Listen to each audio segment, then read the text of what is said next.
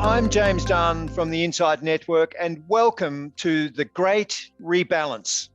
The Inside Network is honoured to support people reaching out to people, otherwise known as PROP, by bringing you this crucial discussion on the seismic shift that is evolving from reacting to mental illness towards being proactive and cultivating mental well-being in the workplace. We have an amazing lineup of people joining us today. We'll introduce them shortly. However, a few pieces of housekeeping before we start. Over the 90 minutes, we'll first hear individually from each of our speakers, and then we'll move into an open panel discussion and Q&A. Our audience joins us today from a mix of industries and areas of the globe. It just goes to show that this topic does not favour any industry or discriminate around job titles or locations. It is a crucial subject that is real for all of us right now. For all of our listeners today, during the panel, we invite and encourage you to ask questions through the Q&A function on Zoom. We'd love to have this as interactive a presentation as possible. The Inside Network, like most businesses, has a desire to succeed commercially, but not only that, we want to make a positive impact for our customers, suppliers, community, environment, and most importantly, our employees, who are the faces, the energy, and the beating heart of our business. And I'm sure that that would be the same for any successful and thriving business. And that's exactly why this conversation is so timely. Now, I have the privilege of introducing the man behind today's discussion, an incredible man who has himself a very interesting and inspiring story. He's a veteran from the corporate and finance industry and the founder and chairperson of PROP, People Reaching Out to People, which is a mental health education program addressing the underlying stigma that is often associated with depression and anxiety. It gives me very great pleasure. We're very proud at Inside Network to partner with this man, Rob Prugue. Hello, Rob, and thank you for allowing the Inside Network to join in this momentous discussion. And I'll now pass it over to you. Thank you, James, and thank you, Inside Network, for this, allowing us to bring this wonderful opportunity. Just as a bit of a background, PROP was founded 5 years ago, just last month, to work as a facilitator between the very heavily overburdened and often under-resourced suicide awareness and prevention community. At the time of the launch, our focus was, and continues to be, addressing the stigma around mental health.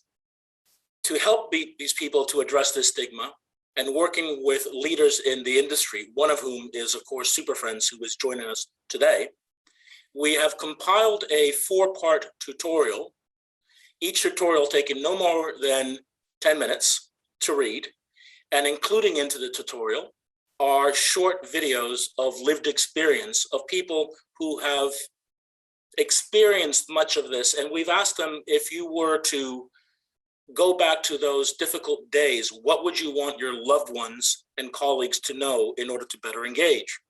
So through this tutorial, it is hopeful that we can help others unlearn the stigma that society has borne on us over the years, but more importantly, by unlearning it, to better engage and connect with those who may be struggling. While we continue, of course, to promote this tutorial via the webpage of www.prop.org.au, we are now turning our attention, if you like, to a next frontier, and that is addressing mental wellness within the workplace. And as many are now returning to the workplace, to the office, this is becoming front and center issue. The Great Resignation, as it's often called, is about a visible shift in what employees seek, and dare I say, demand from their workplace. According to surveys, pre-COVID, the top 1 and 2 things that employees wanted from their employer were either remuneration or job prospects and job growth, career growth. Post-COVID and during COVID, this same survey was undertaken again, and the numbers changed drastically. No longer are these 2 major answers of remuneration or salary and career prospects representing 80%, they now represent nearly 40%. It's halved. What it was replaced by, and equally sought after, it can be lumped under the umbrella of mental wellness. And by that, I'm referring to several things: work-life balance, removing toxicity within the workplace, the ability to work from home, and dare I say, an environment that allows that people feel engaged and proud to be part of. And that actually makes a lot of sense, because if you think about it, if you have colleagues and employees who are engaged in what they're doing and with whom they're doing it with, they will become themselves more productive and therefore a better resource for the corporate goals. Anyway, coinciding perhaps with the festive season, I prefer to call the Great Resignation Bob Cratchit Finds His Voice. Obviously off the fictional character of Dickens' 1843 novel, Christmas Carol. Now, while I'm not suggesting that employers are, of course, acting in a Scrooge-like manner, it is true nonetheless that many corporates turn the blind eye to people burning out, to people working too long of hours. And as a dear friend of mine once said, we wouldn't want to be a fifth patient of a doctor or a surgeon who's been on their feet for 15 hours or 12 hours and be that last patient. So why would we expect and want the same thing from our employees, to burn out? So anyway, welcome to this roundtable. And while we bring these amazing, powerful speakers, but a bit of housekeeping, if I may. Sadly, Lucy Brogden is unable to attend. She had some personal matters to address, immediate personal matters, and she sends her apologies. So while we will miss her, we will continue on with this presentation, and much of what was being discussed by Lucy will be addressed by both Margot and partially so by Vanessa. So we'll be able to fill in what she was going to present to you. This presentation extends well beyond the traditional one-of-one of the Great Resignation. We're going to presuppose that you are aware of what this means, but carry it to the next level. What it means for you as an employee, what it means for you as a manager, what it means for you as a board member. What is actually the tricks? What do we need to be careful about? And more importantly, how do we implement it in a cooperative and a harmonious manner? So without further ado, I would like to now turn the microphone and the camera to my dear friend, margo.lydon, founder of SuperFriend. Welcome, Margo, and over to you. Thank you so much, Rob. It's an absolute pleasure to join you and Vanessa today for this incredibly important discussion. I'd like to actually begin by acknowledging the traditional custodians on the lands in which we are meeting today, all over this beautiful world of ours, and pay my respects to their elders past, present and emerging. And as a tradition of SuperFriend, I'd also like to acknowledge those of us with a lived experience of mental ill health or suicide, and particularly call out the incredible role that carers play in supporting us all in our journey. There are very few things that I think we can thank this pandemic for, but one of them is most definitely the increased focus and discussion on mental health that's occurring across all of our communities, and particularly in every business around the globe. There is probably not a person that hasn't reflected on their own mental health over the last 22 months. And let's face it, we're in the midst of, through this pandemic, of the biggest psychological experiment of all time. So today's discussion is extremely important. Australia is fortunate to be one of the leaders in workplace mental health in the world. Other countries that are doing incredibly well are Canada and New Zealand, and some pockets within the UK, the US and Europe, but there is still more work to do.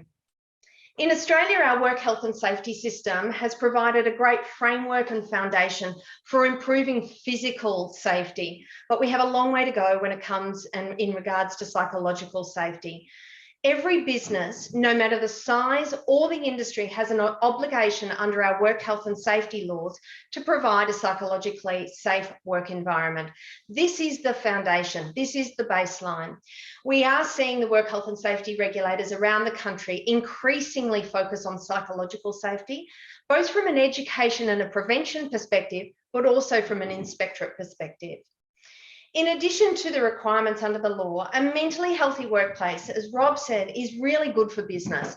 There are some significant savings and cost savings, such as the obvious ones of presenteeism, absenteeism, turnover, injury, workers' comp claims, but even time spent managing low-level, poor behaviours that, left unaddressed, will actually escalate into bullying and harassment for many organisations.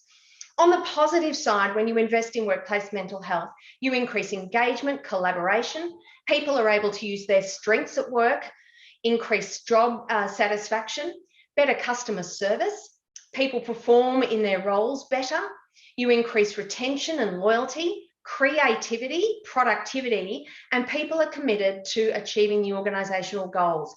These all lead to increased profitability. So the business case was one of the reasons the National Mental Health Commission established the Mentally Healthy Workplace Alliance back in 2010. Now, this alliance brings together national organisations from business, unions, mental health community and government sectors working together to lead change to promote and create mentally healthy workplaces. It is a unique alliance, and it again is one of the things that strengthens Australia's position as a leader in workplace mental health. Through the Alliance, the National Mental Health Commission and the Alliance members are developing the National Workplace Initiative. Now, this is a federally funded $11.5 million project over 4 years to provide a nationally consistent approach to workplace mental health.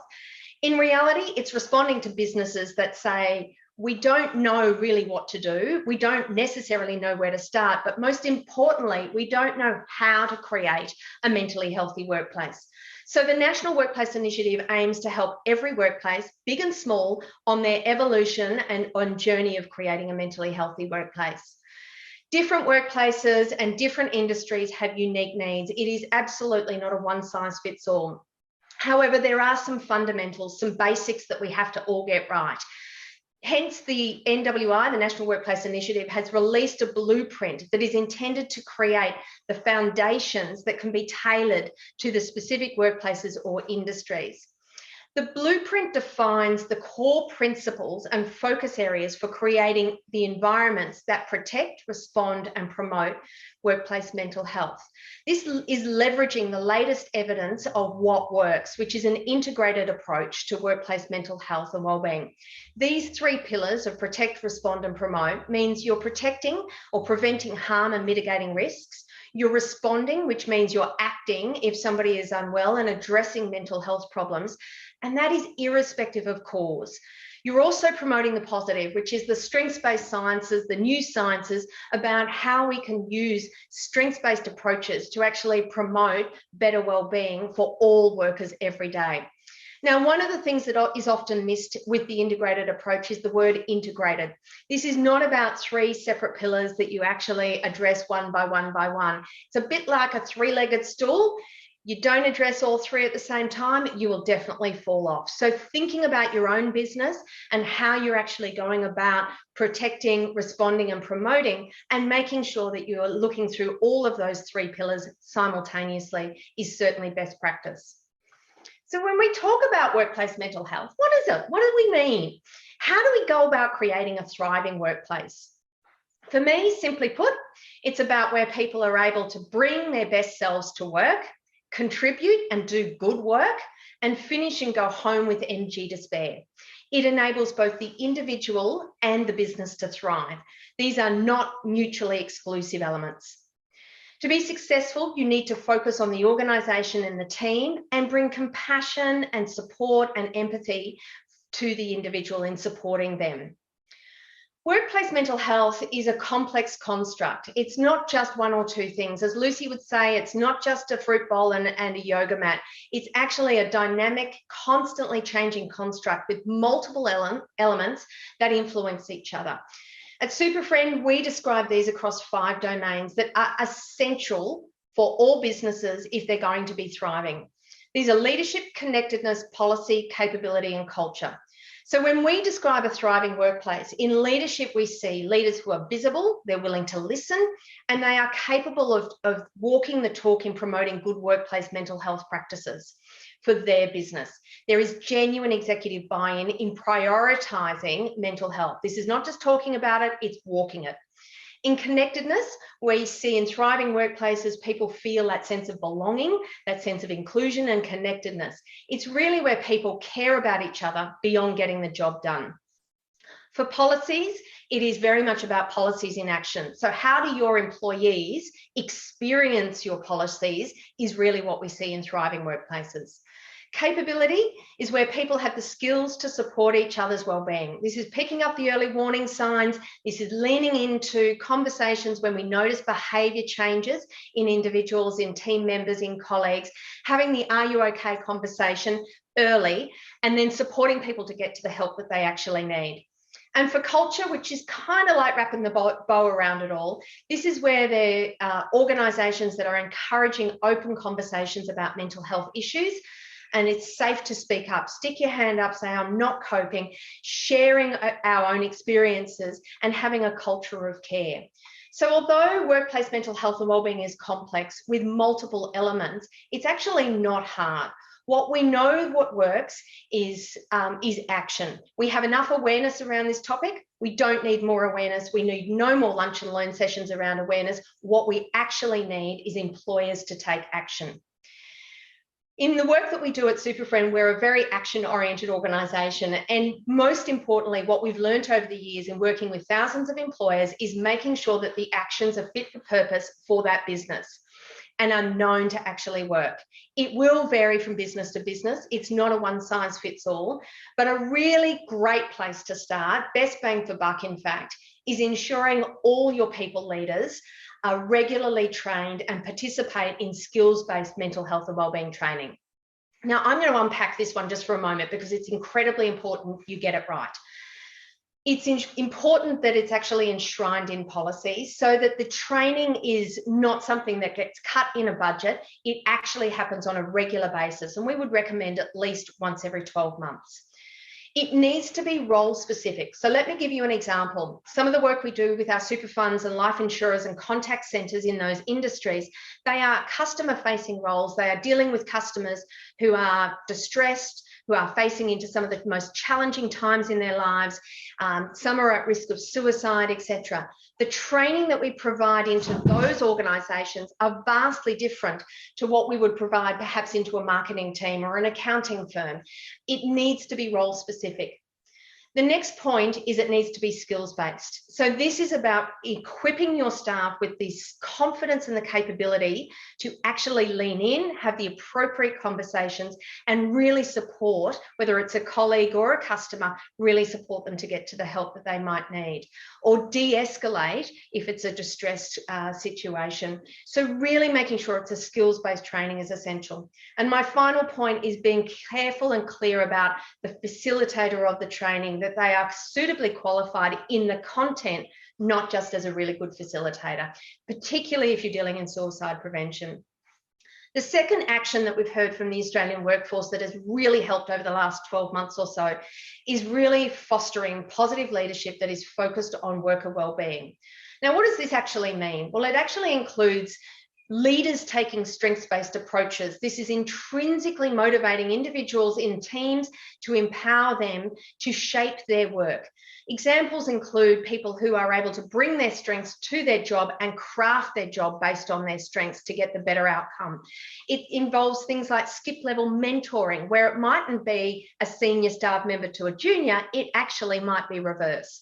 Right through to how you might run your meetings and ensuring that you're injecting some fun, some trust building activities to really build that positive team environment where there's open discussion and open communication that's safe.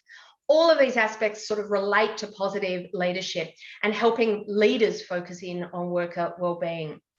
The third practical action at the moment that's a hot topic, and I'll address in more detail in a moment, is flexible work practices. So now that I've given you some of the practical examples of actions, let me now show you the absolute latest data about how thriving Australian workplaces actually are.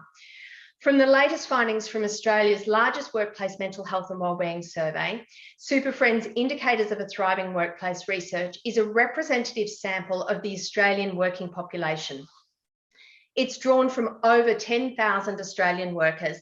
And what we're doing is we're asking them about their experiences in workplace mental health in their current workplace. So this is not an engagement survey. This is very much about how do you experience your current work and how does that impact positively or negatively on your mental health.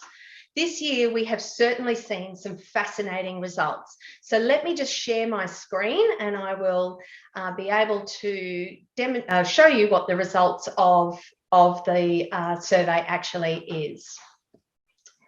So we are, oops, just bear with me, there we go. So it's no wonder that we've experienced as a result of that pandemic that people are really reevaluating their lives and making choices to do things differently. It is now an employee-led market and big shifts in worker expectations are occurring as people engage in work and drive real change in workplace mental health. This research measures and tracks how mentally healthy Australian workplaces are. And the great news is we're trending in the right direction, albeit slowly. Year on year, we are making improvements, which is terrific. And this year's score out of 100 is sitting at 65.6. An index score of 80 or above is what we would classify as thriving, so we've still got a ways to go. This research is giving us a true insight into what is happening right now inside organisations that impact both positively and negatively on the organisation's performance as well as on people's mental health and wellbeing. We have sadly seen a significant uptick in the prevalence of mental health conditions in the last 12 months and are sitting at 53.5% of the Australian working population experiencing a mental health condition. That's 1 in 2 or just over. And 22.3% say that their workplace has either caused or made their condition worse. So let's have a look at now how this compares from an industry perspective with the national average results. This is the industry leaderboard for all 19 ABS-aligned industries in Australia. Those industries that are, and businesses that are investing in multiple actions when it comes to workplace mental health are scoring much higher, and they're reaping the profitability and the wellbeing benefits. Across all of these industries every year, we do see some movement, some up, some down. In the report, you can also see how each state or territory is tracking and the various different workplace sizes. Now I'd like to share with you the differences that we've been seeing in remote work and on-site work, which is truly a hot topic for nearly all businesses globally. This slide shows the index score in bold for the on-site only work compared to the better results of the lighter colour that shows the index score for workers who have worked remotely. The difference is remarkable. This supports the growing reality that flexible work arrangements are essential for an employee value proposition way beyond remuneration. Recruiters are now using flexible work to attract talent. And for existing employees, they are expecting, and rightly so, to be able to be consulted and included in co-design of flexible work policies and practices. Yet many workplaces are instructing workers to get back into the office or set specific days for them to be on site, with really no regard as to whether this actually suits a person's individual circumstances. As it turns out, people intuitively know which working arrangement maximises their productivity and their well-being. On this graph, you can see people are most productive in their preferred working environment. On the far right of the graph, the grey bar shows productivity level of workers who would prefer to spend more time working remotely than on-site, as denoted by the yellow bar. And the reverse is also true, with the far left showing productivity results in yellow, showing the preference for on-site work. And in the middle, where people have the opportunity to strike the right balance of both on-site and remote, productivity again is the winner. In fact, these workers are among the most productive segments of our workforce and are equally productive when working on-site or remotely. In addition, much higher proportion of these workers actually plan to stay for the next 12 months. And the real kicker for me is people who are happy with their flexible working arrangements are also reporting the lowest prevalence of mental health conditions in the last 12 months, 48.6% compared to that national average, which I said was 53.5%. So as you can see, we as leaders and employers need to think about and approach workplace mental health very differently, because this equation between productivity and well-being is ultimately in the best interest of our people and also our business. If you'd like to find out more, please get in touch or visit the website and the research findings. I'm going to stop sharing my screen and hand back to Rob. Thank you, Margot. Obviously, it's very imperative to co-create a thriving workplace that is fit for purpose for your individual business. But obviously, this is a global phenomenon. It's not just uniquely Australian. This is happening in North America. It's happening in Europe, and even happening in Asia. So for those who have cynically said that this is a function of, dare I say, a very healthy social welfare benefit, it's not true, because it's happening across the globe as Bob Cratchit finds his voice. So now I'd like to pass on to the next speaker, who is equally impressive and enthusiastic and a wonderful presenter and a dear friend, and that's Vanessa Bennett, who is a CEO, at Next Evolution, and she will give her findings and results and see how we can actually implement it. So thank you. Over to you, Vanessa. Thanks so much, Rob, and thanks so much to Margot as well. What a great way to lead into this and to really highlight the importance of all of this discussion that's going on at the moment. And thank you to all of you for joining us here today. It's wonderful to see so many people starting to take an interest in this. And I think, Margot was so right in that we don't necessarily need more awareness of this now. We need to make sure that we're taking action. And that's really where we want to focus on for the next 10 minutes or so here. So I think, Margot also said a really great thing, that this is a great opportunity. I don't know that too many people really saw the marketing flyer for a pandemic and thought, hey, that sounds like a great idea, count me in.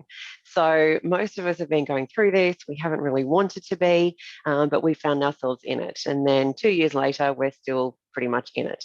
And so, there's a lot of things that haven't been great out of it, but I think, one of the best things that's come out of this is a focus on mental health, and to also have a really big focus around, this once in a lifetime opportunity as to how do we really start to rethink how do we do work.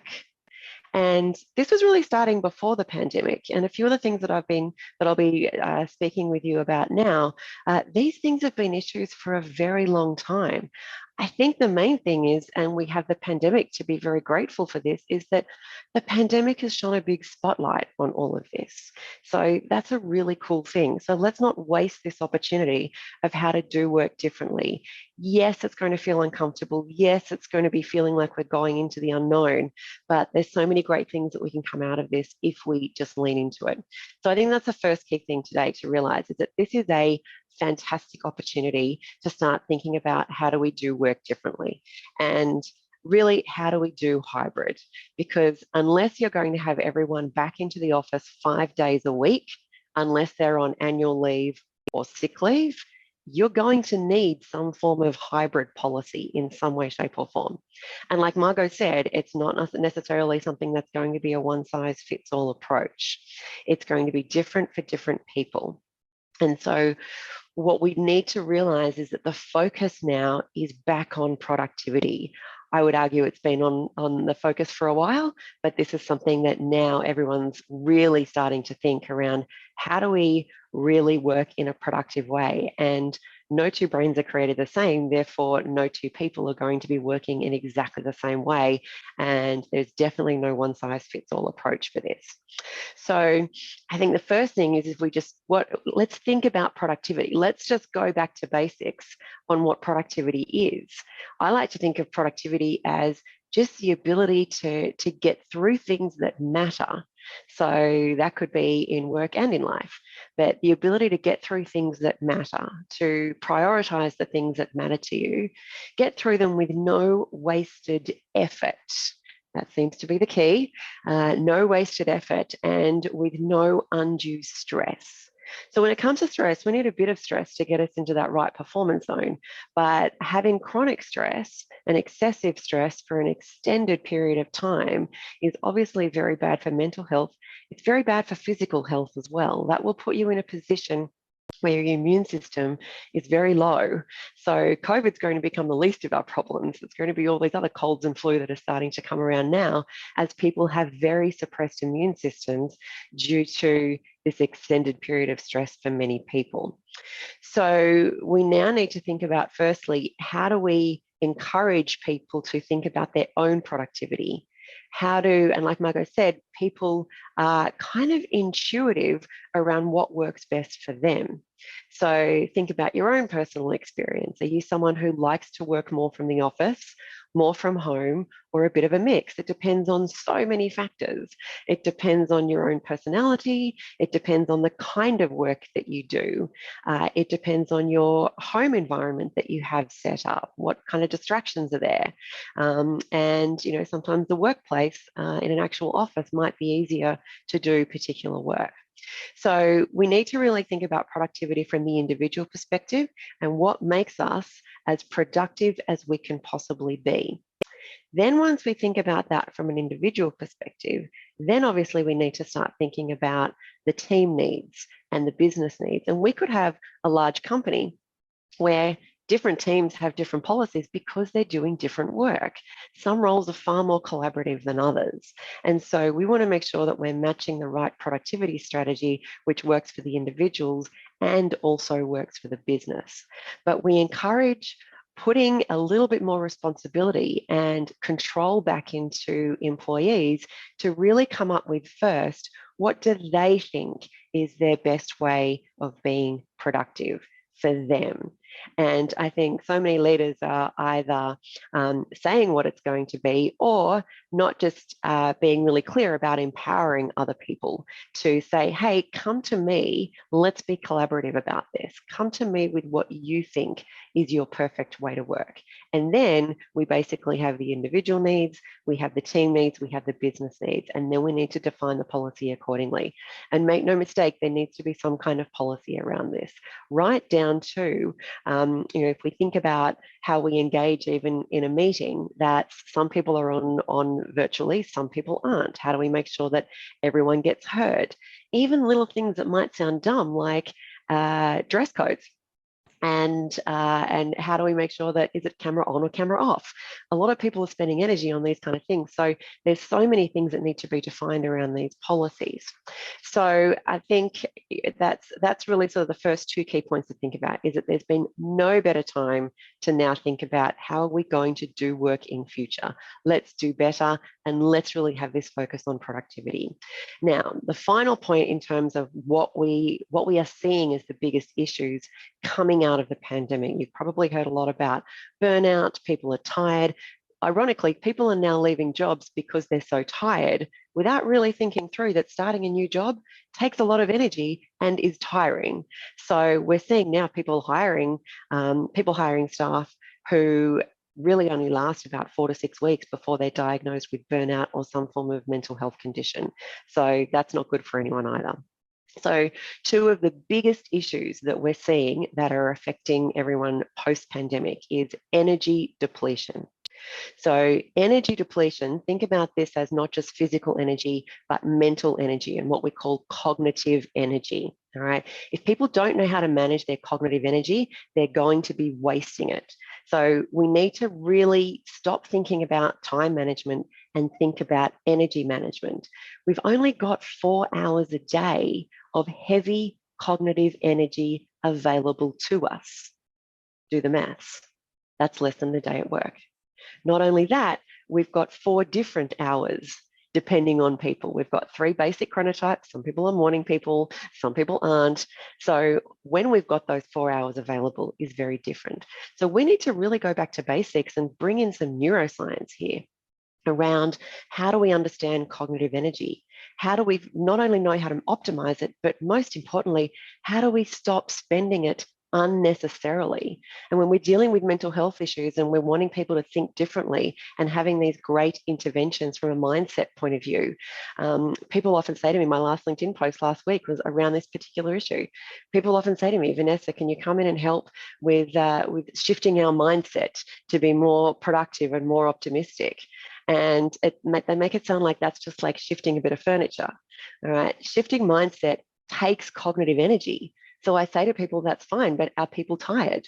Well, if people are already tired and they're low on cognitive energy, it's really, really hard to think more productively, to think more constructively. And not only that, like Margo said, we've got issues with psychological safety. We're finding through the pandemic that people are just a little more snippier than they normally would be. So this then leads to a bit more of a toxic environment, and therefore psychological safety goes down, all because cognitive energy is required for emotional regulation. So if you have people that are really tired and are feeling really burnt out, that's a leadership issue. We need to make sure that leaders are firstly providing an environment and providing the tools for people to learn how to optimize their cognitive energy. Then we need to make sure that people feel empowered and people actually do the work to implement these tools to maximize their cognitive energy. So cognitive energy will absolutely be a superpower for everyone going forward. And not just a superpower, it will be absolutely mission critical to optimize this so that people can do their best work. They can feel like they're getting through things. Imagine if everyone could feel like they could get through more work in less time with less effort. If people know how to optimize their 4 hours of power, they will actually get the same amount done in 4 hours as what many people will probably take 6 hours to do. Do the math on that. Imagine if everyone in your company had an extra 2 hours of productive time per day. What would that mean for profits? What would that mean for productivity? And overall, what would that mean for mental health? This just makes good sense. And not only that, we're also finding that a lack of focus. So energy depletion and lack of focus and inability to focus are your 2 biggest issues coming out of this pandemic. It's called continuous partial attention, and it drains energy like nobody's business. It's this situation, and you might find yourself in it even right now. You've got a webinar going on, you're trying to do emails at the same time, you're probably having lunch, and you're answering the phone and emails and things on the phone as well, and any notifications that are coming through because everything keeps beeping at you. You might have another 3 screens open at the same time. I hate to burst your bubble on this, but this is decreasing our cognitive energy. It is decreasing our productivity, and it is decreasing our mental health. It's not smart. So we need to help people to understand how to focus better. And it's not necessarily for longer, but it's the intensity of the focus that makes more difference than the length of focus time. So if we can get people to make sure that they are really focusing from an intensity point of view, that's going to save their energy. And so the more that we can optimize this cognitive energy, the more that we put people in a position where they're able to incorporate all of these great tools so that at the end of the day, we can do the most important thing for people, and that is to promote a mentally healthy workplace. Thank you. Thanks, Vanessa. Obviously very important, and more importantly, very timely, given the circumstances that we're currently under and how we're moving. For those of you who are interested, of course, we will be providing the contact information for Vanessa post-event email, should you wish to reach out to her and find out more about this hybrid working solutions. What I would like to do now, of course, is really open this up more to a panel discussion. As I said at the very beginning, the purpose behind this webinar isn't so much to discuss the 101 of what it is, but as you've heard, no doubt, from the speakers thus far, implementation, functionality, and more important, productivity. So what I want to do now is open this up to the two speakers, of course, in this panel discussions.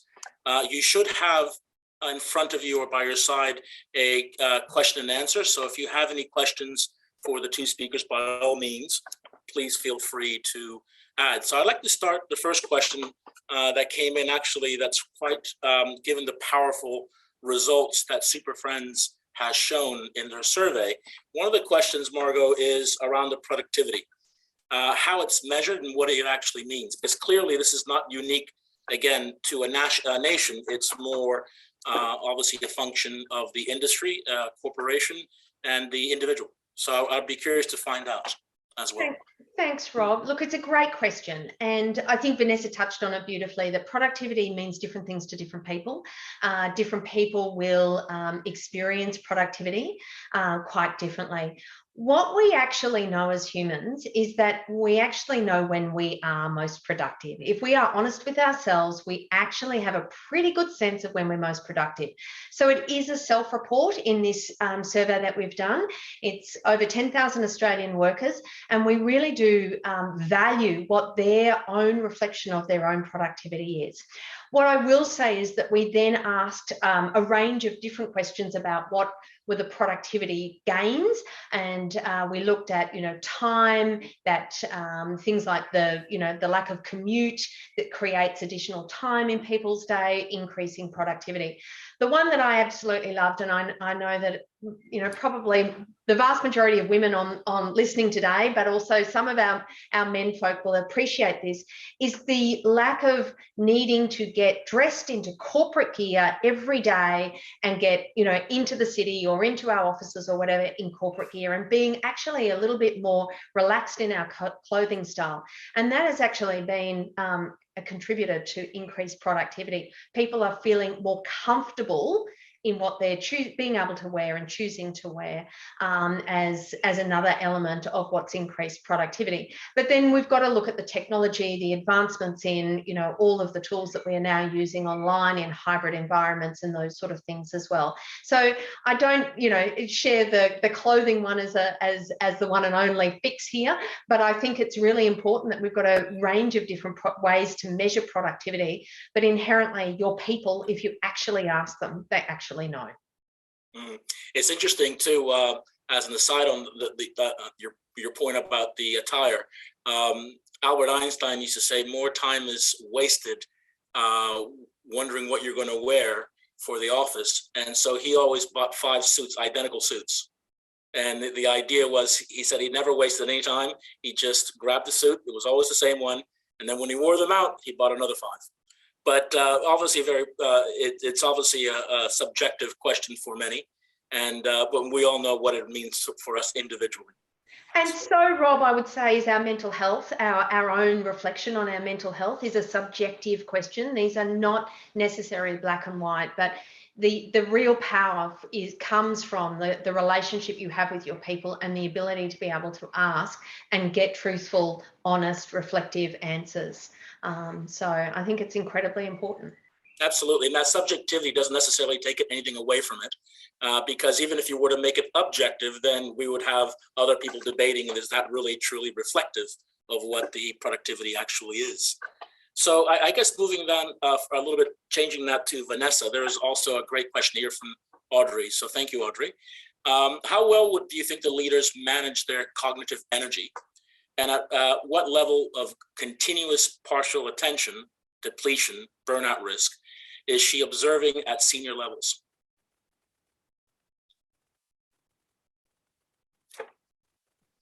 There we go. So I think that's a really great question. And again, it can be quite subjective of this, but I think it's also a fact that a lot of people don't understand cognitive energy in the first place. Like, this is pretty new, right? So, until we started sticking people in MRI machines, we've got a lot more research since then.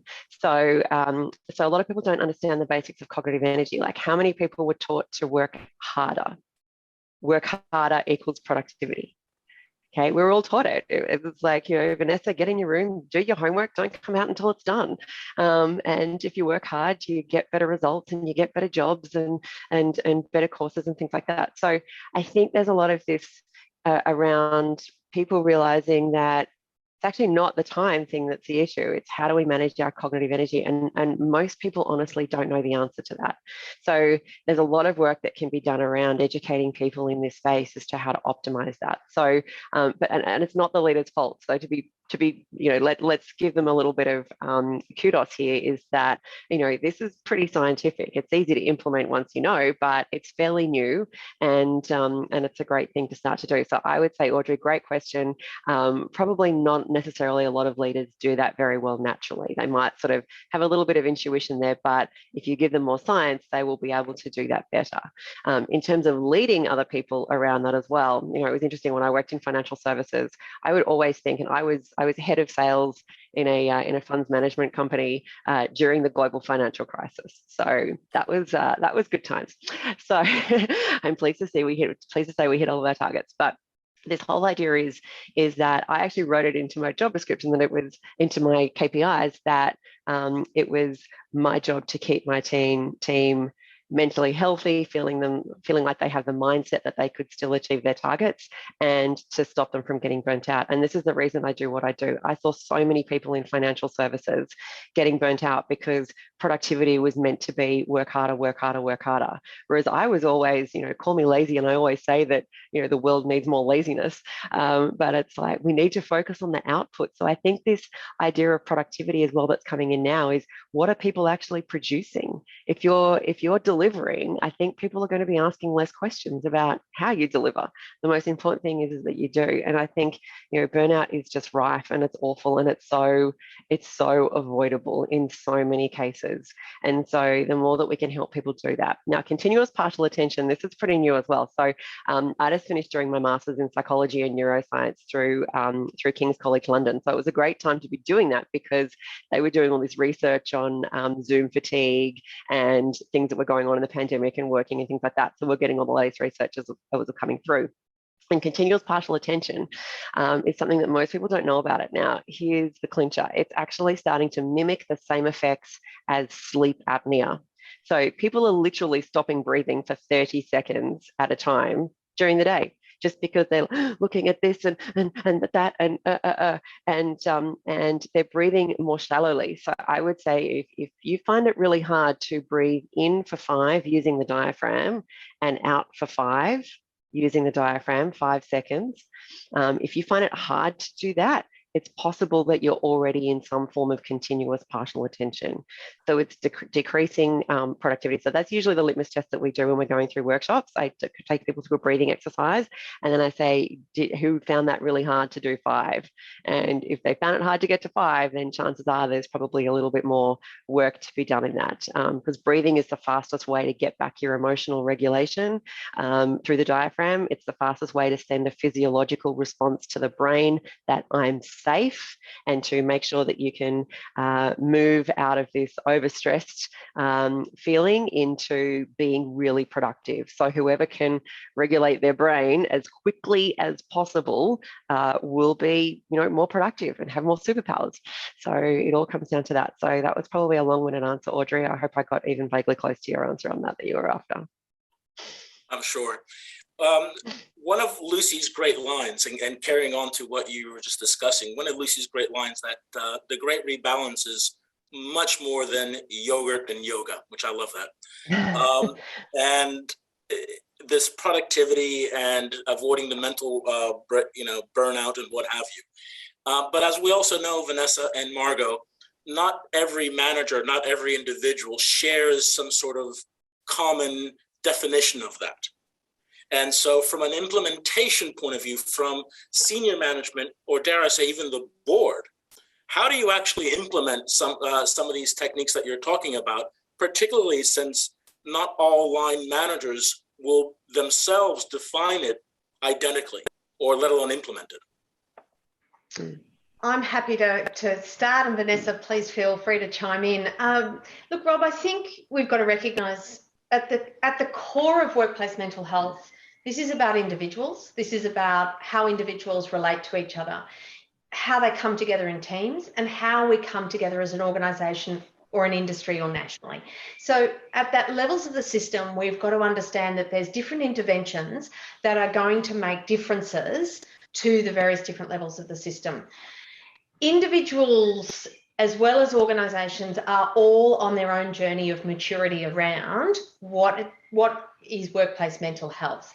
For organisations that are just starting out versus ones that are much more mature, for individuals who are perhaps just starting out on understanding what their role is and how their leadership role or how their interactions can positively or negatively impact on those around them, we've got to be providing as employers really great skills and techniques and tools that actually work to help bring these people on a maturity journey. So although you'll have different people with different leadership styles, different learning styles, some people like the numbers, some people like the stories, we as leaders have really got to invest in understanding where is somebody at, how do we help them make the changes, invest in understanding how to move into a much more mature situation.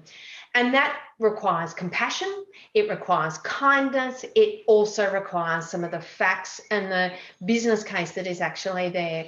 So I think from an organisation perspective, if you've got different leaders at different points, part of your job is to help others share each other's journeys, to bring everybody around the table to recognise the priority is around workplace mental health. The priority is around all of our people, not individuals as one by one and only for people who are experiencing a mental health condition. This is about our entire workforce. Everybody experiences mental health. Some of us experience mental illness. How do we actually work together to help in the productivity uplift, help in the well-being uplift of all of our people? And that's not going to be a one-size-fits-all for our people leaders, nor is it going to be a one-size-fits-all for our teams or our organisations. So understanding and really diagnosing where you're currently at individually as well as the organisation is a really great place to start. I certainly would love to talk a bit more about the board and how we can, ignite that board conversation. Vanessa? Yeah, such a great point there, Margo, and sort of pick up on that idea of everyone's at different stages, right? So it's kind of like physical fitness. Like we call it mental fitness. People are at very different stages. It's kind of like you'll have some people that can always run 10Ks and some people are couch potatoes. Well, you don't give the couch potato the same training plan as you do for someone who can always run 10Ks if you want them both to run a marathon. You can both get there, but it's a very different experience as to how you get there. And what causes different levels of mental fitness, there's no shame in this. We call it a biopsychosocial approach. So it's the biology, you've got a certain amount of genetics there, but how you choose to view situations, so that's the psychological way that you respond to things, that can actually switch on or off those genes anyway. So that's pretty cool too. So we can definitely do a lot more to improve our mental fitness. It's not just a case of, oh, well, we've got depression in my family and therefore I'm going to have depression for the rest of my life or suffer anxiety. It doesn't have to be that way at all. And we now know that there's better ways to avoid that. Now, not in all cases, and it's very complicated. So I'm certainly not saying that it's completely avoidable, but there's definitely a lot of things that we can do there. So I think, whether that comes down to cognitive energy, whether that comes down to mental fitness, all of these factors play together, right? The sum of your experiences, your genes, how you view things, how you've been taught to view things. I think if we can get this into schools as much as possible, how much we, have the ability to choose our responses to everything, take control back. But it's this concept of self-accountability and agency that we need people to firstly recognize where their mental fitness might be and where their mental health is, and then also have that responsibility to what do I need to do to show self-leadership, and what can I do with others that I work with to show leadership of other people. And we always say, like, please just take care of each other. Yeah. Take care of each other. It's like It's not that hard a concept at the end of the day. So we just need to be making sure that we're very mindful of where people are at, and there's no judgment. There is absolutely no judgment, and we just basically want to do things that really support our own mental health, and it's different for everyone.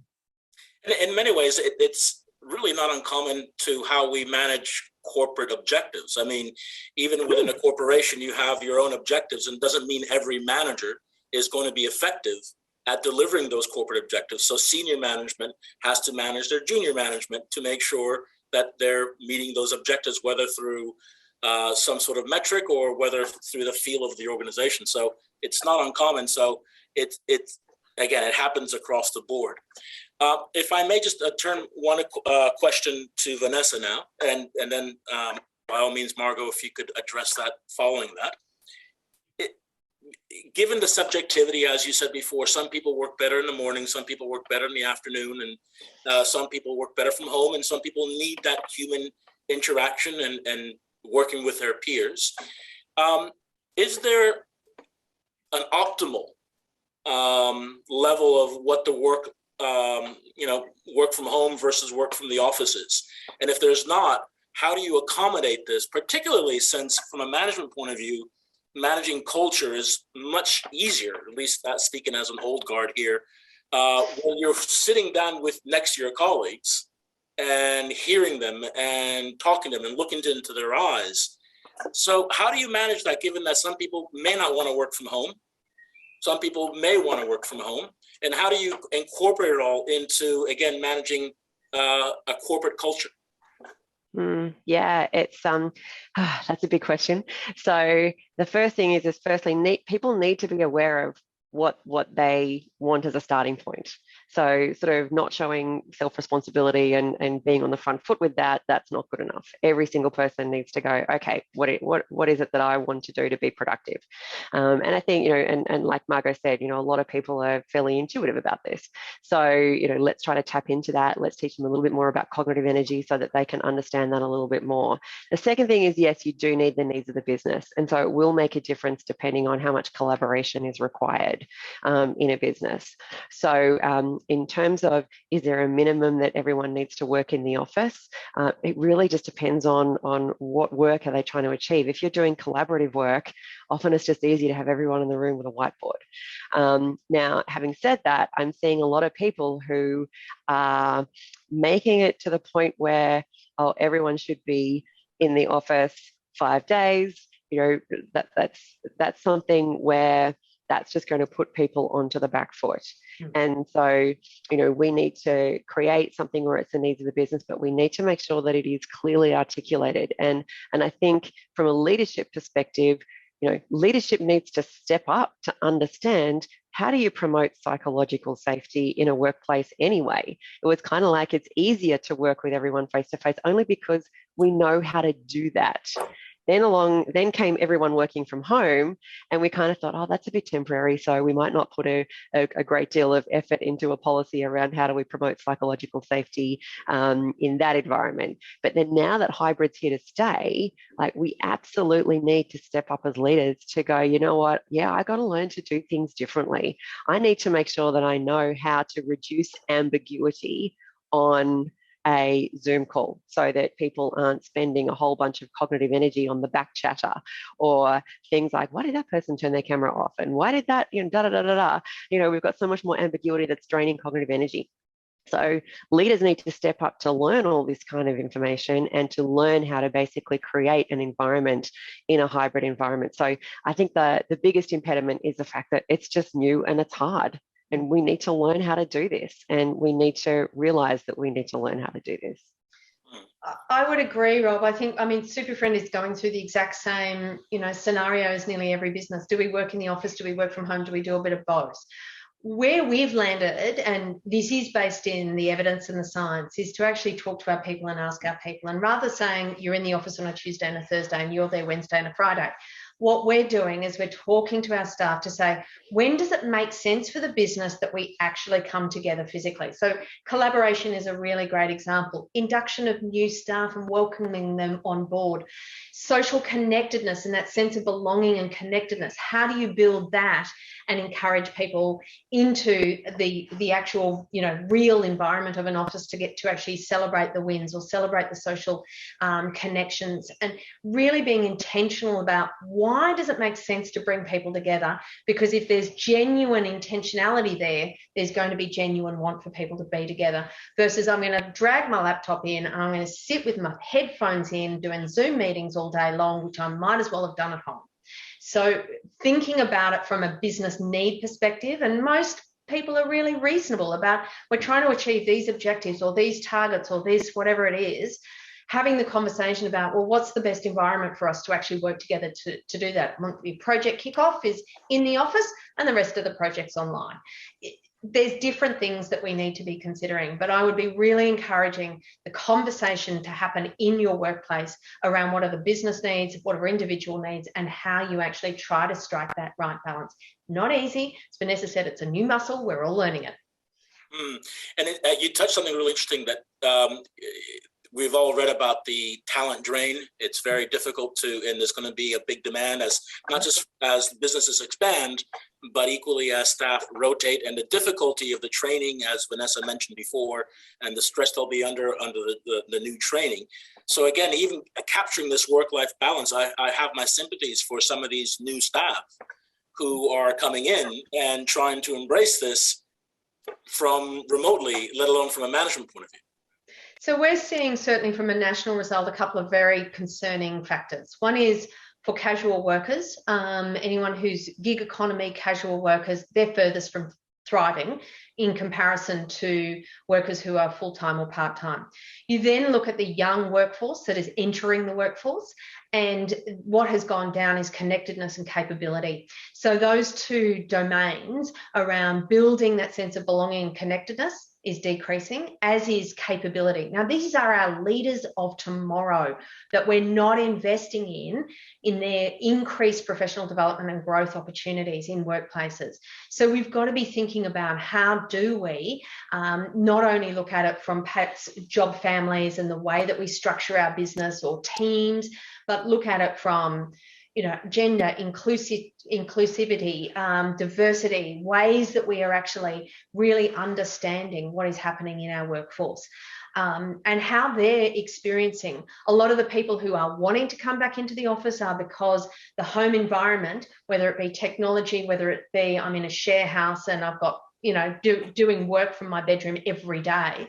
What are the motivations that are actually seeing people come back into the office versus actually what would actually really work for them? So this unpacking all of this is time consuming, but getting it right by asking the right questions is also really important. Peter Drucker, the great management guru, had a great line, and it said, that which gets measured gets managed. So how do we measure mental wellness within the workplace? And I say that, and I appreciate there's a lot of subjectivity there, but there is some objectivity as well. And how do we measure it in order to make sure it's implemented, in order to go back to Lucy's point, to bypass and go beyond the yogurt, offering yogurt and yoga to staff? So there's a range of tools that businesses can use to certainly measure workplace mental health. And so I would be encouraging people to be really clear about what are you actually measuring. As one incredible woman who has been doing amazing work internationally in the UK, Dame Carol Black, once said to me, Margo, you can bump up your engagement score, just give people a pay rise, then measure engagement. And you'll see engagement go up, but it won't be sustainable, it won't last. So being really mindful about fit for purpose of the tool you're going to use in which you're trying to measure. So there's a range of different tools. There's a people at work tool that has been released by the Work Health and Safety that is really focused in on the psychosocial risks and really helping organisation to manage those and to measure those psychosocial risks. The more large organisations typically have a range of different tools that they use. From a culture perspective and a workplace mental health perspective, SuperFriend and PwC have partnered up, and we've turned our national survey that I presented some of the results on into a Thriving Workplace Index. Now, this is about hearing directly from your workforce about their experiences around workplace mental health using 40 scientifically validated indicators. So although, Rob, to your point, it's subjective, it's based in science. It's based in what we know actually collectively contributes to defining a thriving or a mentally healthy workplace. We've got to have leadership, we've got to have capability, we've got to have connectedness, we've got to have policies, and we've got to have good cultures.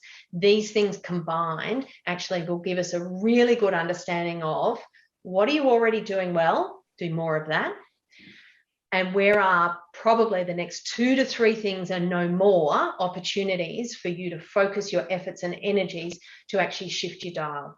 So really coming back to the tools that are out there, and there are a plethora, making sure that it is measuring what you actually want. One of the greatest things I love about our tool and also our surveys, we get thousands of verbatims, and the verbatims are comments that bring to life the qualitative data. It tells the story of what people are experiencing in the workplace and brings that story to life. And I think if you've got leaders who are genuinely listening and wanting to understand what's happening on the ground in their business, then there's some great tools out there for them to use to measure and to report it through to their board. Vanessa, putting that to you as well, because you were, as you said, head of a department, division, and you had people below you as well who worked with you. How do you actually, so at the big corporate level, that's fine, but then at the management level, at the group level, the smaller group level, what tips would you give, or how would you help someone who is struggling to try to find that mental health balance? So I think it's about making sure that you're checking in with people consistently. And, especially through the global financial crisis, it was just literally, how are you going? How are you feeling? How's everything at home? Like, probably almost overstepping what people normally would feel comfortable to ask, but it was like, hey, we've got to make sure that you're okay. So I think, one of the things that we like to do now is to always, check out on, do a questionnaire on just basic on psychological safety. How comfortable do people feel speaking up and asking questions and challenging ideas without being threatening, and disagreeing with someone but without being disagreeable. All of these kind of things that kind of come into that. So that can just be a good kind of base level. But I had a conversation with one of my clients literally just this morning on this, but one of the great ways to actually promote this is to get it into the KPIs.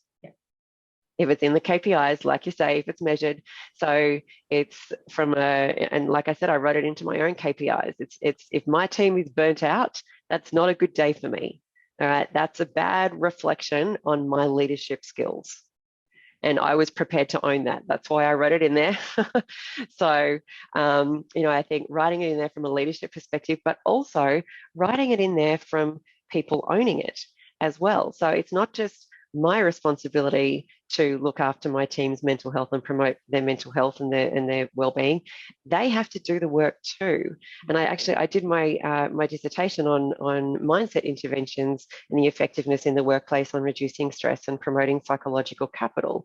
And one of the things that really came out was this sense of responsibility. And it was one thing for an environment to create, for an employer or a company to create an environment where people are given these tools and, they're given all the environment to be supported in implementing those tools. But really, it still comes down to they're only as effective as how much those employees choose to implement them. So I actually think that anyone, especially if they're on the path to leadership, but really everyone should have these kind of things implemented. What are you doing for your own mental health? What are you doing to support yourself and to make sure that you maintain mental health? Because like physical fitness, it's far easier to maintain it than it is to get unfit and get it back. So we want this to be something where it's mental health is awesome. Let's have a great conversation around mental health, because mental health is amazing. It feels fantastic. It's really productive. So we want that to be a KPI, ideally, that leaders are supporting it to provide that environment, and people within the team are actively choosing to use those tools and put them into practice. And that's where the magic happens. I wrote a blog a while ago saying your mental health is not your employer's responsibility, just to get a bit of controversy out there. Yes, the employer absolutely has a lot to do with it. But part of that is also the employer explaining to everyone else that you guys have to do the work. You can't just hire a personal trainer, watch a personal trainer and go, oh, now I should be fit. All right. Like, you got to do the work. Yeah. It's interesting too, isn't it? Because we do that. You said you have to connect with your staff. How are you feeling? We do that anyway as management, surely. How's the project going? Have you finished it? So that connection already happens. It's just expanding perhaps the discussion to include mental health questions or mental well-being questions, to be more specific. But and there's obviously KPIs tries to make things finite, and these things are infinite. So it's kind of difficult to try to do that.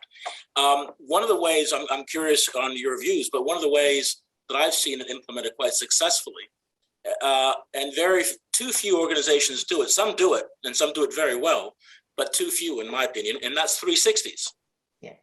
Or get the employees to tell you as a manager how they're feeling in their 360s. Is your manager engaging with that individual well? So it's difficult to construct an objective KPI on this, agreeable. It's not impossible, but it is difficult. But one way you can do that perhaps is by bringing in board the staff. So would that be something that would be functional?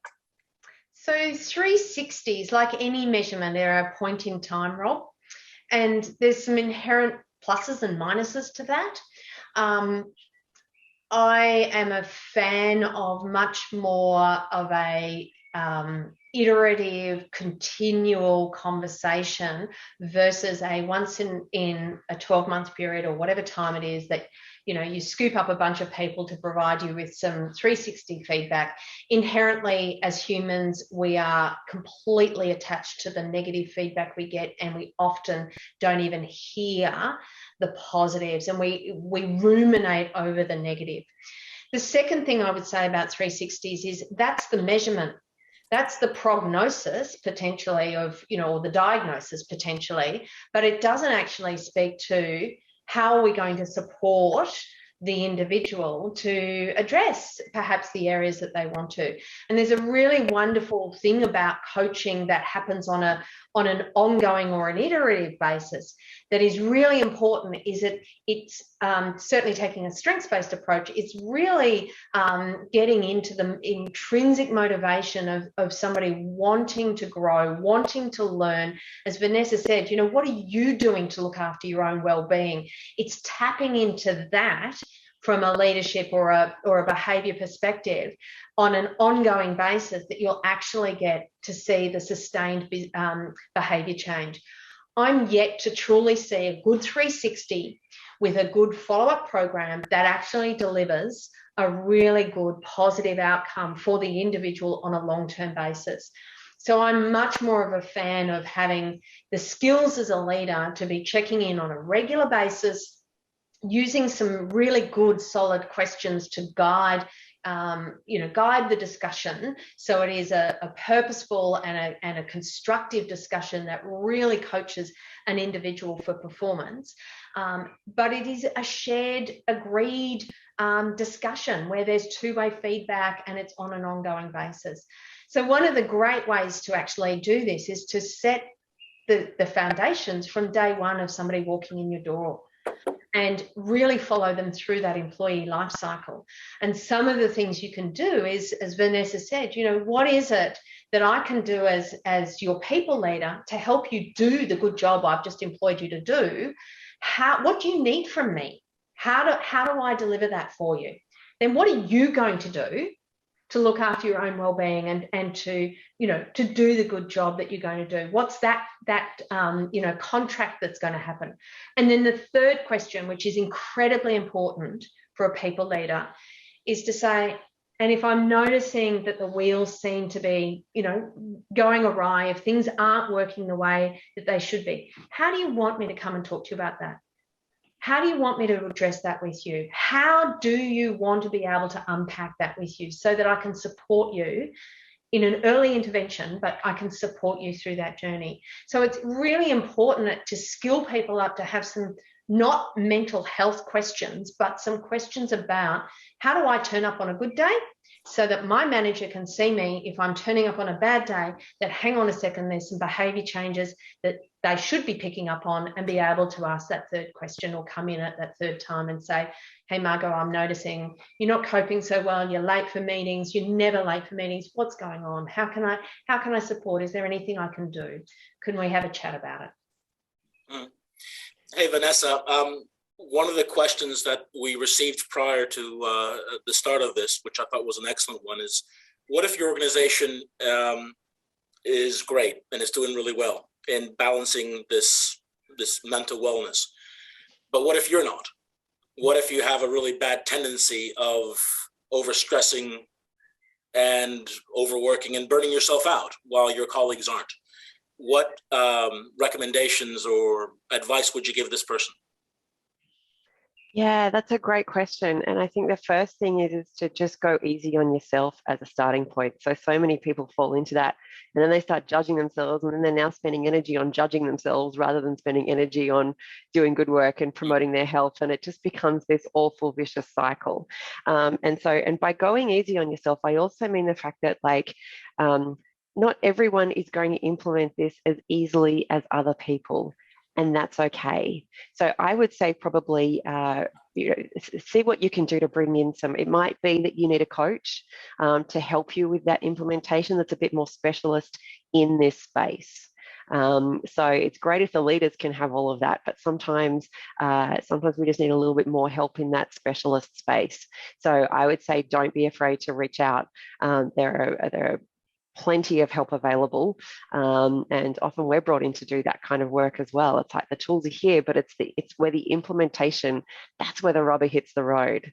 So it's understanding why the tool is there, a bit of science behind it, but then helping you with how you're going to implement it, because even like with all of our tools that we have, no one implements them exactly the same way. So you might need a bit more help in terms of how are you going to implement that. And it's interesting, I see with some workshops that people are like, oh no, well that won't work. It's like, well, that bit might not, but what will? Something will work. We just have to help you to sift through what's going to be able to be implemented by you. Everyone's different. So just because you implement differently to everybody else, please just do what feels right for you. Think about even 10 years ago, or even 5 years ago, how many times do we have emails coming out saying high performers are all up early and they're exercising first thing and they're doing this and they're doing that, and it's like, oh, me as a non-morning person would be like, kill me now. I'm one of the most productive people I know and I'm not doing that. So it's something where find your flow and own it, but please feel free to get some help, because everyone is individual in how you implement this. And Margo, does management play a line with that as well? Would you, assuming that a manager would see that this individual is struggling keeping up in this new regime that we have now, is there roles that management can play with that individual? Look, absolutely, Rob. There's also the benefit of the environment and the people around you. Emotions are contagious. So if you've got people around you who are thriving, loving life, great relationships, good energy, contributing, really feeling or finding that sense of meaning and purpose, they're good people to be around if you're not coping particularly well. It's what the management and the organisation can facilitate that can actually leverage that as a strength to help an individual. Vanessa's absolutely right. You know, reach out, get the support you actually do need. Recognize that, you know, we are all going to respond very differently, particularly in a global pandemic. You know, our health anxiety is absolutely up and down here. So really recognize that you do need to reach out for help, but also don't discount the fact that you're in a great environment with people around you who are doing really, really well, and they're great people to be around because of that that contagion effect of the energy and the emotion. So I do think in leaders and employers do need to facilitate that and encourage that, and that is why when somebody is diagnosed with a mental health condition, getting them to go home and sit on the couch and recover at home is not necessarily the very best thing. Staying at work, engaged in work, working alongside your team, this whole recovery at work and stay at work is so undercooked in this country. We've got to get far better at that, and asking what is it that we can do to keep you engaged in work. Okay, it might be a shift in hours, it might be a shift in responsibilities or duties. What are the accommodations that we need to make? But keeping people engaged in work where and when it's appropriate versus go home, sit on the couch and feel even more miserable watching daytime television. Seriously, we've got to get better at this. Okay, conscious of time, I want to leave with one question to you both. And that is, you both have obviously seen and observed much of this, but what are the pitfalls and danger that management and individuals should look at as we embrace this new regime? What are the concerns that you have where it's easy to get it wrong? Vanessa, do you want to go first? I was going to say, did you want to go first on that one? That's okay. I'll go first. I think some of the pitfalls is people wanting to get it perfect and implement everything perfectly or not doing anything at all. Just start. Just start. We just have to practice, and it's going to feel clunky. And I think, you know, even as we define our new hybrid environment, so whether or not we're talking about mental health or whether we're talking about what's our hybrid environment for our awesome productivity, which is then in turn going to promote mental health when we've got more cognitive energy. I think, you know, the biggest pitfall is going, oh, it's all too overwhelming, I won't do anything. So it's firstly, it's just starting. And secondly, it's like, this is going to take, and even just defining your great hybrid environment, like it's going to be trial and error, right? Give yourself 12 months to just start and then see how that goes. And then check in, reevaluate how people are feeling, right? Okay, what do we do next? So it doesn't have to be perfect. So with all of this, you don't have to have a perfect understanding. You don't have to be perfect in terms of how you want to implement. You just need to start, and it's a muscle, and we've just got to build it. And we just want to make it in little bite-sized chunks. So let's just start, and let's just look after each other. Great advice, Vanessa. Absolutely. I'm going to build on that and say, rather than ask why people are leaving your organisation, why not ask the people who are staying why they're staying? There is, in the positive sciences, there is this heliotropic effect, which is the plant grows towards the light. And in my case, I keep turning my plant around to confuse it. But we need to allow our organisations, our teams and our people to grow towards what gives us strength, what gives us energy, what gives us meaning and purpose, what gives us light at the end of the day. And I think in an environment where there is so much complexity and change and ambiguity and uncertainty, health anxiety at an individual level, but also at an organisation and an industry level, we've got major disruption happening, major changes happening in industry. What we've got to do is come back to, what is it about my business, this business, that gives us life? What brings us out on our very best day, and do more of that? And I think if we take that approach during this time of change, we'll feel a whole lot more in control, and we'll also be really leaning into our strengths, creating the competitive advantage, creating the opportunities for increased productivity and increased wellbeing for all of our people. So I'd really encourage organisations to step back, not try and solve this and address this overnight. You're going to stumble. There are going to be things that are not going to work as well as you intend them to work. Be honest, own those, talk to your people about the intent, but it didn't work. Most importantly, find out what is working and do more of that. So true. There's actually some research that I saw recently on if you get people to focus more on their strengths and what they find meaning in, if they do that for 20% of the day, they've got a far bigger chance of avoiding burnout completely. And it doesn't really matter whether it's 20, 30, 40. People say, oh, I've got to find joy in like all of my work. No, actually you don't.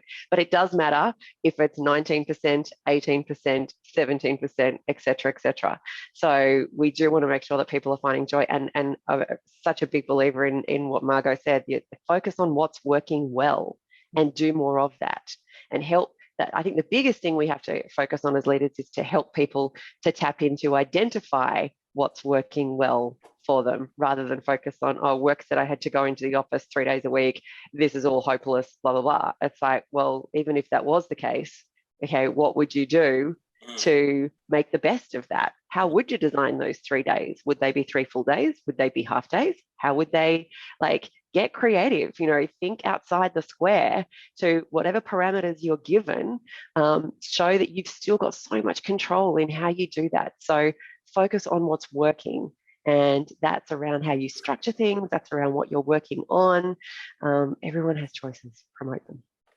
I mean, that's great, because if we ask ourselves, and I don't care what industry you're in, I don't care if you're in a service industry or if you're in manufacturing or mining, if we look back on our careers and we ask ourselves which are the jobs that we enjoyed the most, it's the ones that had the right environment, the right boss, the right interaction, and a feeling of ownership. And those jobs that we enjoyed the most, we were most productive in. We learned the most, we engaged the most, we helped our peers. And more importantly, when we engaged with our clients as well, we did so with great pride, because we were proud to be employees of the organization. So it is really a good cohesion, that harmonious workplace, as you both correctly pointed out during your presentations and this roundtable, is, again, that the necessity of this carries many, many dividends. And it's not just mental wellness, it's the whole gambit of the organization and the environment the organization places. And all the more important, as increasingly people go back to work, increasingly people want to find a better work-life balance, and the ability for an employer to offer this will reap them many rewards beyond just the cost and time and effort that management undergoes to offer it to their employees. So look, thank you all for joining us. I hope you all found this of great interest. I'd like to personally thank, of course, the two speakers, Margot and Vanessa, who, in my opinion, and I'm sure you all agree, did a fantastic job in communicating how and why this is so important. Although we missed Lucy, we obviously are with her, and we wish you the best. And more importantly as well, I'd like to also thank Inside Network, Jamie, James, and the person behind the scenes who made this all happen, who basically brought us all together. Cassie, thank you. You are a true godsend. We can't thank you enough. Now, as a follow through, of course, as James will discuss, we will be passing through emails, and you will be getting information, but I'll let my good friend, colleague, and comrade James finish this off for us. Thank you so much, Rob. It was indeed a powerful discussion, and we express great thanks to all of our audience for joining us, in particular, Margot and Vanessa. We echo the thanks to you. And as Rob said, we will be sending out an email to all of you on today's call, which contains very useful links to practical guides and resources where you can find more information to support you in your journey, whatever that may be, or wherever you may be on it. And also, we'll give you the ability and some of the tools to help other people that are dear to you. We echo the thanks to all the speakers today, and certainly it's a profound pleasure to thank Rob Prugue, the man behind today's event. From all of us at the Inside Network, it is a massive pleasure and a source of deep pride to work with Rob and share these so important messages throughout our communities. That's all for today. So take care, everyone, as we come towards Christmas and holidays, which we're all looking forward to so much. I hope today's session really does trigger a desire to get some more resources behind you, and remember that the time to take action is now for yourself, your company, your organization, your bottom line, and you and your employees' own mental wellness, which is just so important. Thank you, Rob. Thanks, everyone. I echo those thanks to Cassie, and goodbye for now. Thank you.